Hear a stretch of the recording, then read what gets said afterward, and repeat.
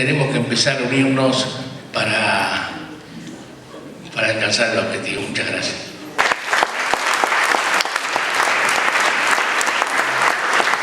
Bueno, el juez Federal Torres nos había avisado que se tenía que ir, el panel de hecho comenzó un poquito más tarde, así que bueno, lo despedimos con un aplauso. Gracias por venir.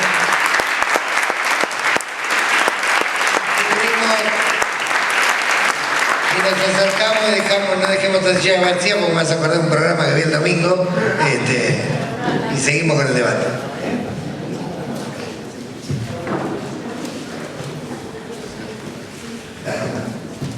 Bueno, me presento yo solo, Carlos Beisu, abogado de la Alameda.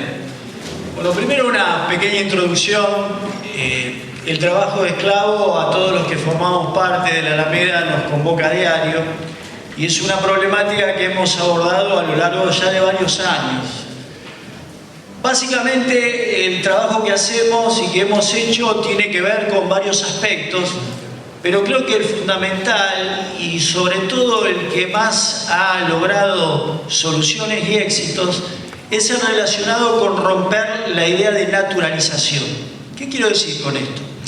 Básicamente hemos puesto una cuestión que es, por cierto, muy problemática a la luz.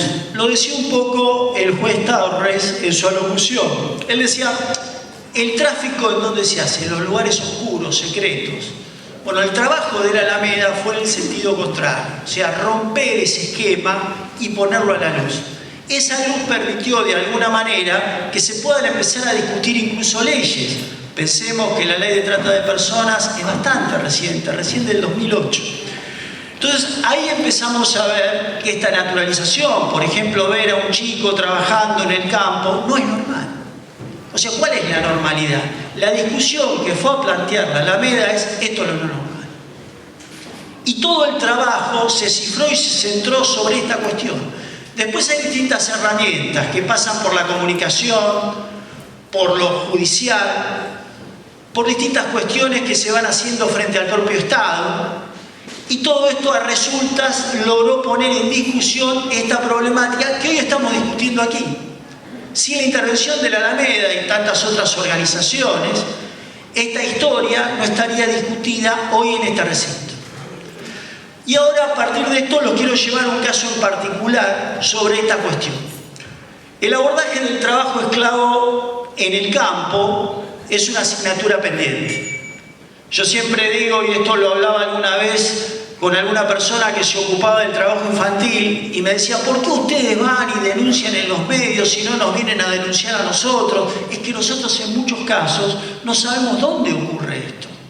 Y yo les decía, donde hay mano de obra intensiva hay trabajo esclavo y trabajo infantil. Estas dos condiciones son sine qua non en esta Argentina que supimos conseguir. Entonces no es tan complicado llegar a dónde. El problema es qué pasa con la voluntad política. Y la voluntad política se logra a través de la participación, que es de alguna manera lo que estamos haciendo hoy aquí. Y le voy a relatar un hecho concreto, un caso concreto que se da en Mar del Plata para tener los parámetros sobre los cuales se va dando esta circunstancia. Mar del Plata, un lugar llamado Costamari, que está en Batán, ruta 88, un lugar básicamente en donde se produce morrón y tomate. Una chica de 17 años se va a atender a una salida inmediata al lugar en Batán. Llama la atención de las personas que la atienden que está embarazada. Tiene 17 años y cuando se le hacen algunas preguntas lo único que surge es más dudas, porque no hay respuestas certeras.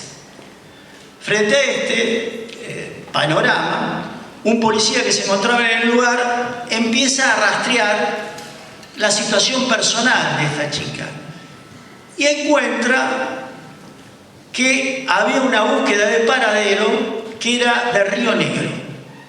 A partir de ahí se da toda una situación de investigación, de cruce de información. Esta chica termina diciendo que había llegado por un pariente a Costamari. Entonces, a lo que llegamos como conclusión es una chica de 17 años embarazada, trabajando en una quinta en forma de esclavitud. Eso le marca el panorama que abrió este caso. La chica fue enviada a Río Negro y la denuncia se inicia con una denuncia efectuada por el secretario de Derechos Humanos de Río Negro. Allí comienza todo. Esto recae en el juzgado número 3 federal de Mar del Plata. El doctor Inchausti a cargo decide hacer algunas tareas de inteligencia y finalmente decide el allanamiento. Allí se encuentran 85 personas, 44 o 45 aproximadamente eran trabajadores, en donde se encuentra trata de personas, reducción a la servidumbre y violación a la ley de migraciones. Pero hay algo que es muy interesante. Este lugar había sido denunciado anteriormente por la Alameda y un juez interviniente no prestó ninguna atención a esta denuncia. O sea, vemos cómo la situación se había prolongado en el tiempo y es más, se había agravado. Y vemos este caso, 17 años, embarazada, trabajo esclavo con búsqueda de paradero. Esto es el inicio de la causa de la cual les quiero hablar. El juez Inchausti dice, es evidente que los delitos están después de hacer el allanamiento. Pero el problema es qué hago con la gente. Porque esto es lo que va pasando y esto es lo que le fue pasando en el tiempo a la propia Alameda. Nos fuimos encontrando con las situaciones y las circunstancias de qué hacer con la gente que estaba en situación de esclavitud. El juez empezó a darle intervención a distintos organismos del Estado, sin tener ninguna respuesta. Frente a lo cual finalmente cita al RENATEA, que es el órgano de control del Estado sobre circunstancias rurales. Y el RENATEA empieza a hacer una intervención sobre este campo.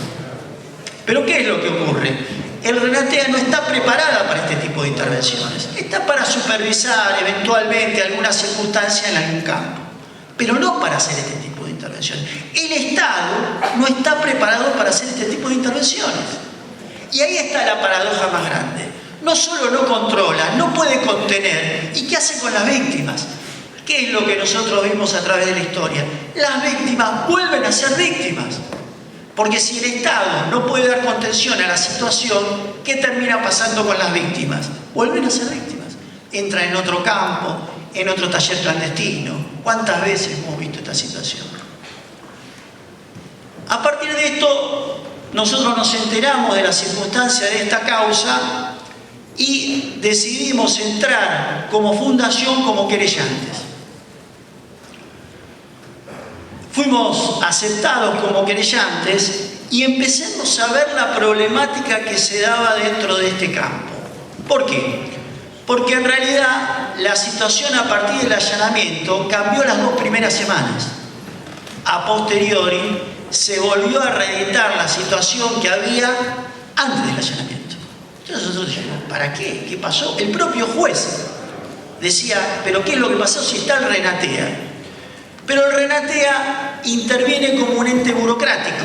Llega a la puerta, pide los papeles, se los da, hace pocas preguntas, se va, los presenta en el expediente. Allí se termina. Entonces la referencia que teníamos de la propia gente del campo es, en realidad acá sigue pasando lo mismo. Cuando nosotros abríamos el expediente y veíamos que era una maravilla. Habían puesto juegos para los chicos, había agua. Y aquí aparece la contraposición entre el expediente y la realidad. Un expediente que era una maravilla, era de INEBOR, y del otro lado nos encontramos que la situación era la misma. Allí empezamos a pensar una alternativa a todo esto, y allí aparece el trabajo conjunto de la Alameda con la CGT y la Secretaría de Derechos Humanos. Lo que se busca y lo que acepta el juez es esta intervención a través de la querella de la CGT por parte de su Secretaría de Derechos Humanos, en principio a la manera de veedores. Se nombra una ingeniera agrónoma y a un contador y empiezan a hacer trabajos de campo para saber cuál es la situación real que hay en el campo para poder empezar a perfilar algún tipo de transformación. Y aquí está lo novedoso.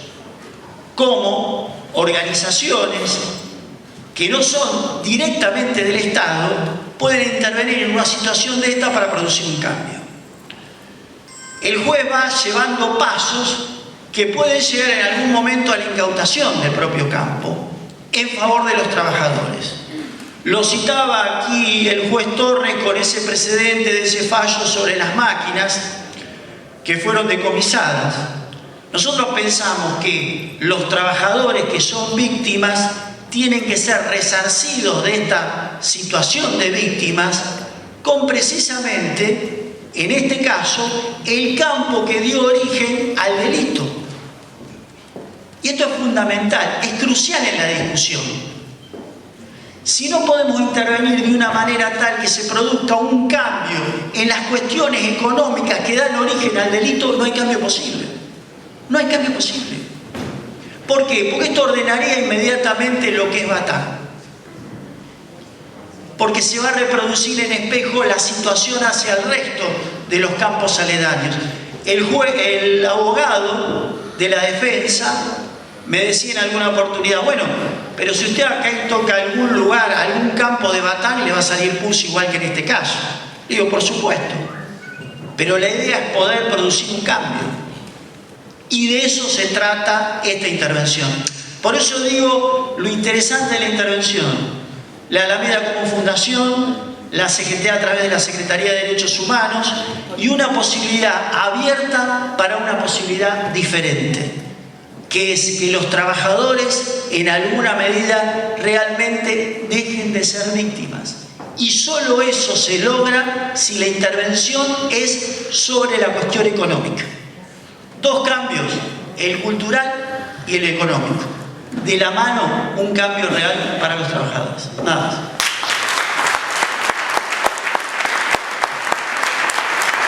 Bueno, muchísimas gracias. Le agradecemos a Julio, a Gustavo, a Carlos.